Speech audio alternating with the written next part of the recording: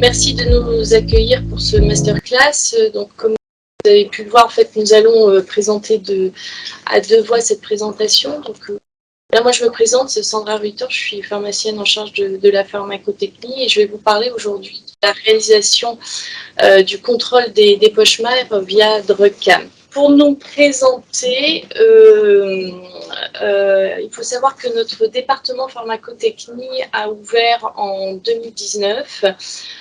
Initialement, nous étions sur 2 sites. Nous prenons en charge en fait 4 grands types de préparations. S'agissant des préparations d'anticancéreux injectables, nous avons fait l'acquisition au travers d'un appel d'offres auprès de l'ARS de 4 postes DrugCam, qui nous permet depuis 2019 de libérer pharmaceutiquement au moyen de DrugCam la quasi-totalité de nos préparations, à savoir à peu près 33 000 préparations par an.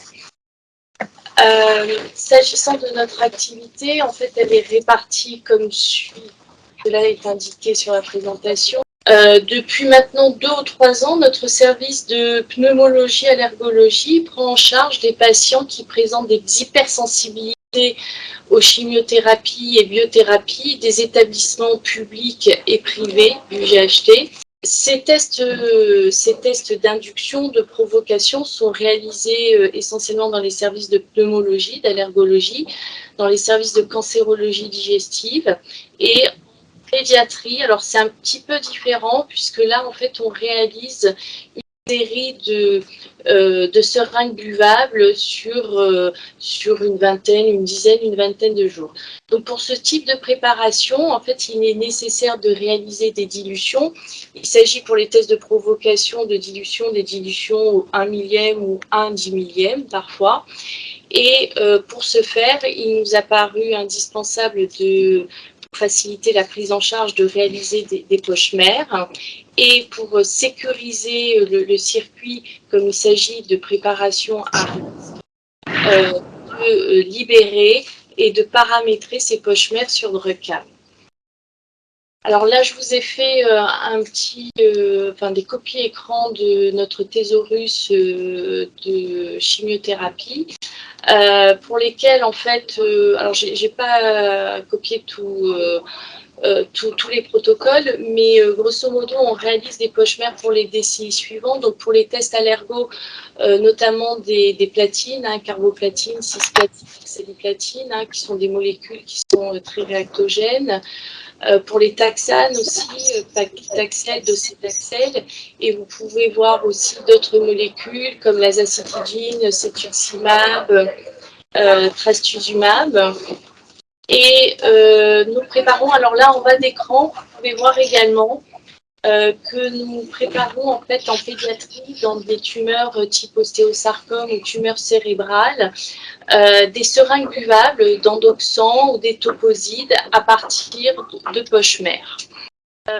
Alors, s'agissant, comme je vous disais, de DCI qui sont dilués, pour lesquels il y a des stabilités qui ne sont pas mentionnées, qui ne sont pas référencées, généralement on est sur des stabilités de 24 heures, donc il faut paramétrer une DCI diluée spécifique, un mode opératoire relatif à cette DCI diluée, le produit, et paramétrer ces DCI au sein même d'un protocole. Sur DrugCam, alors là je vous ai mis confère, il faut se référer à la procédure reconstituer des flacons à l'avance avec DrugCam, et sur le module DrugCam Control, il faudra se référer au module ordre de préparation. Alors là déjà d'une part, ce qu'il faut savoir, c'est une des limites du système, c'est qu'en fait, on fait une utilisation détournée de DrugCam. Et on va voir qu'en pratique, eh bien, on a certaines limites à ce paramétrage et dès lors, il sera vraiment très important d'être vigilant lors de la libération pharmaceutique. Sur DrugCam, comme je vous disais, donc il faut faire un certain nombre de paramétrages des bases de données, donc en se référant à la procédure que j'ai citée précédemment, en créant notamment un nouveau conditionnement d'administration et, si on le souhaite, créer une nouvelle molécule et un nouveau flacon. Donc, ce n'est pas forcément obligatoire, mais c'est quand même recommandé pour avoir davantage de clarté. En pratique, dès lors qu'on a paramétré sur le logiciel Chimio et sur DRACAM, eh bien, on va suivre donc la procédure création d'une poche mère en accédant au module ordre de préparation, en sélectionnant la poche mère qui a été créée préalablement, comme je viens de vous dire. Et à partir de là, on va pouvoir créer la préparation pour que le préparateur puisse prendre en charge au niveau de son poste de travail cette préparation. Alors, une des premières limites de cette procédure, elle est au niveau du module ordre de préparation, parce que lorsqu'on sélectionne la poche mère, les autres items sont sélectionnés automatiquement, mais il n'y a pas de verrouillage. Nous, on a vu en pratique, on a eu un incident puisque on avait une préparation qui était un peu compliquée et on a modifié un item qui était autre que la poche mère, mais qui concernait le module ordre de préparation et ce qui a entraîné un bug dans notre préparation. Donc, la première réserve que j'identifierai, c'est que il n'y a pas de verrouillage des autres items qui sont sélectionnés dans ce module ordre de préparation. Ensuite, une fois que la préparation est lancée, en fait, on est obligé de faire un étiquetage manuel de la poche mère. Donc ça, c'est une deuxième limite à la préparation de ces poches mères. Et enfin, lorsque le préparateur va préparer à partir de sa poche mère eh bien, sa série de préparation finale, il va être obligé de faire une acquisition manuelle de la poche mère, étant donné qu'on a un étiquetage manuel. Donc là, voilà, j'ai fait une copie écran du module ordre de préparation. Donc en haut à droite, eh bien, on sélectionne la solution mère. Donc là, il s'agit d'un carboplatine. On retrouve la molécule ici. Et c'est là où je vous disais qu'on retrouve en fait tous les items qui sont sélectionnés automatiquement. Donc la répartition de flacons avec les doses et les volumes, le conditionnement d'administration, le solvant. Et il suffit, juste à la fin, en bas de l'écran, en fait, de créer les préparations pour lancer la fabrication. On a maintenant, on va dire, quelques mois, voire un an, qu'on fabrique, réalise les poches mères sur DRACAM. Et en réalisant cette présentation, en fait, je me suis, entre guillemets, amusée à demander aux préparateurs, eh bien, quel est votre avis par rapport à ce paramétrage et cette utilisation? Bien que, bien entendu, on les consulte à chaque fois lorsque on réalise des nouveaux paramétrages. Donc, ils m'ont tous dit oui, il y a un point positif, ça c'est clair, c'est qu'il y a un réel gain de temps et de sécurité, et quand tout est bien paramétré. Parce que il y a un certain nombre de points négatifs et de points de vigilance à avoir. Notamment, je vous expliquais que dans les tests de provocation, on a différentes DCI, des DCI classiques et à côté de cela des DCI diluées. Et les préparateurs m'ont dit, en fait, quand on se retrouve avec les différentes étiquettes, il peut y avoir un risque de confusion d'étiquetage de la préparation finale. Parce que, par exemple, on peut avoir un paclitaxel à 6 mg et un paclitaxel dilué à 6 microgrammes. Donc, ça peut être source de confusion par rapport à l'étiquetage. Donc, le point de vigilance à apporter au niveau des préparateurs, c'est de bien lire le libellé des étiquettes. Et nous, au niveau de la libération pharmaceutique, de bien contrôler cet étiquetage. Un deuxième point de vigilance, c'est que ce ne sont pas des protocoles, bien heureusement, qu'on réalise tous les jours. Et parfois, on oublie de réaliser l'ordre de préparation. On perd du temps, il y a du cafouillage, donc, ce qu'on a fait, c'est qu'au niveau du paramétrage des protocoles chimio, on a mis un commentaire prescription qu'on visualise en tant que pharmacien à chaque validation pharmaceutique, où on précise, attention, lancez l'ordre de préparation pour telle poche mère. Voilà, ça nous permet de relire tout le protocole, de reprendre, parce qu'on n'a pas forcément...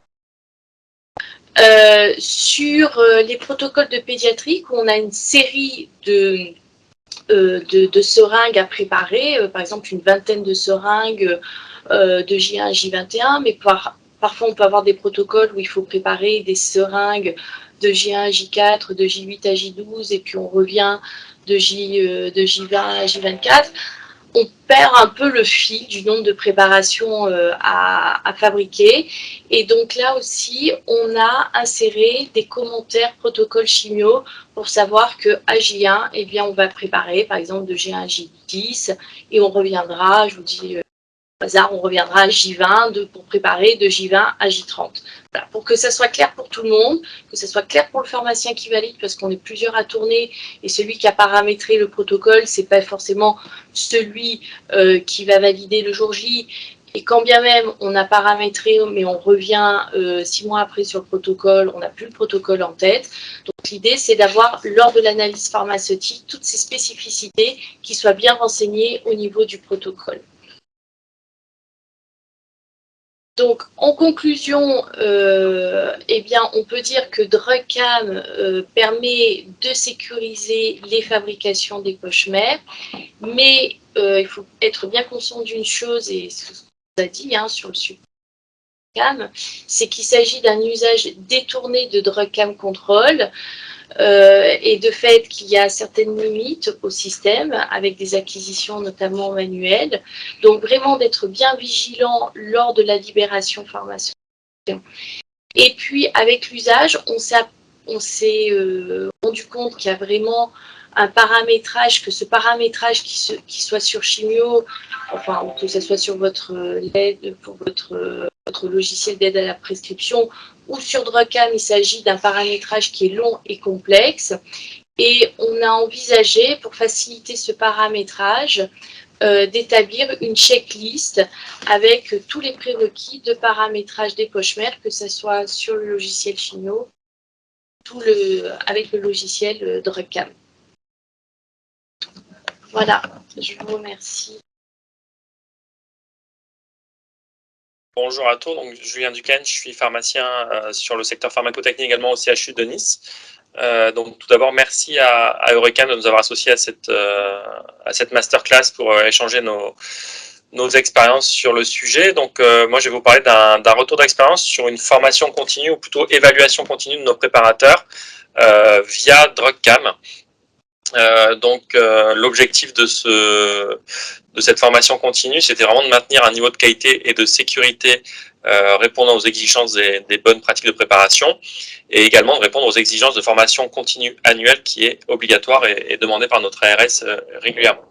Donc historiquement, avant DrugCam, on avait une évaluation continue qui était un petit peu biaisé parce qu'on faisait des évaluations sur notre isolateur habituel avec une fiche de préparation habituelle et un binôme préparateur-pharmacien qui venait regarder le préparateur, comment il manipulait. Donc effectivement, devant l'œil de l'observateur, tout se passait la plupart du temps très très bien, alors qu'on voyait très bien qu'en routine, c'était moins le cas. Donc là, ce qu'on a imaginé, c'était de sélectionner 5 types de préparation qui représentent à peu près l'ensemble de notre activité. Donc, par exemple, une pompe de 5-fluorouracil, une préparation en seringue, une préparation prête à l'emploi. Donc, on avait choisi le tocilizumab qu'on prépare de façon centralisée dans notre PUI. L'infliximab biosimilaire, qui était une poudre qui mousse à reconstituer, et le carfilzomib, qui est assez complexe dans son mode opératoire de préparation. On a sélectionné ces 5 préparations pour chaque préparateur, et avec notre binôme pharmacien et préparateur formateur expert, on a visionné l'ensemble de ces vidéos sur un temps donné qu'on avait présenté aux préparateurs en amont. On a ensuite, après avoir visionné toutes les vidéos, on a fait une restitution d'abord collective pour montrer les résultats récoltés, donc c'est ce que je vais vous présenter aujourd'hui, et ensuite une restitution individuelle dans le cadre de la formalisation de l'évaluation annuelle par les pharmaciens. Donc pour évaluer nos vidéos, on a repris notre grille d'évaluation lors de la formation initiale. On avait établi cette grille pour à peu près cadrer chaque étape clé d'une préparation type. Donc après, selon les modes opérateurs, ça pouvait différencier un tout petit peu. Mais en gros, on s'est basé sur ces 23 critères évalués. Et notre équipe est constituée de 15 préparateurs actuellement qui tournent régulièrement sur le secteur. Donc 5 préparations chacun, ça nous a fait 75 vidéos à analyser en tout. Donc là, je vous ai mis un tableau récapitulatif des erreurs rencontrées par ordre croissant. Donc le numéro 1, la plus rencontrée, et ensuite l'impact que ça a pu avoir sur la contamination soit chimique, soit microbiologique, soit la sécurisation de notre préparation. Donc je vais revenir sur la plupart et surtout sur les plus importantes, une par une pour vous montrer les captures d'écran qu'on a pu voir sur chaque item. Donc, tout d'abord, sur la contamination des poches, on a vu qu'en fait la plupart des préparateurs ne nettoyaient pas bien leurs poches à la fin de la préparation. Donc on a bien repris les gestes à faire, donc avec une compresse propre, et de bien essuyer la totalité de la poche et le septum. Alors que sur beaucoup de préparations, on a pu rencontrer des poches mal nettoyées, et ça s'est retrouvé également sur nos évaluations. On fait une évaluation annuelle des contaminations surfaciques aux anticancéreux, et effectivement sur nos paillasses à l'intérieur de l'isolateur, on a détecté des traces d'anticancéreux qui n'étaient pas détectables auparavant. Donc on s'est rendu compte que la plupart du temps le nettoyage n'était pas très bien fait. Un deuxième risque rencontré, c'était la mauvaise utilisation de la compresse autour des septums pour piquer au moment de la mise en place d'une aiguille ou d'un spike sur le flacon. Donc là, avec un risque également de contamination chimique au niveau de notre paillasse. Donc là, on a pu voir voilà, des gestes rencontrés sur la vidéo. Donc la première, bon, pas de compresse. Très bien, mais là, la deuxième, on pique carrément en l'air sans protection pour la contamination et un risque de piqûre encore plus importante. Je vous ai remis à droite l'image qui illustre pour quand on pique souvent les flacons en surpression, on a un risque d'éclaboussure autour du flacon. Risque suivant, donc un risque microbiologique au niveau de la désinfection des septums de flacons. On s'est rendu compte que beaucoup de préparateurs ne montraient pas le geste de la compresse imbibée d'alcool sur le septum avant de piquer. Et après la restitution collective, on s'est rendu compte en fait que c'était des étapes pour gagner du temps qui faisaient hors champ de la caméra. Donc c'est ce qu'on verra dans une des conclusions, c'est qu'on a vu que finalement il y avait des étapes.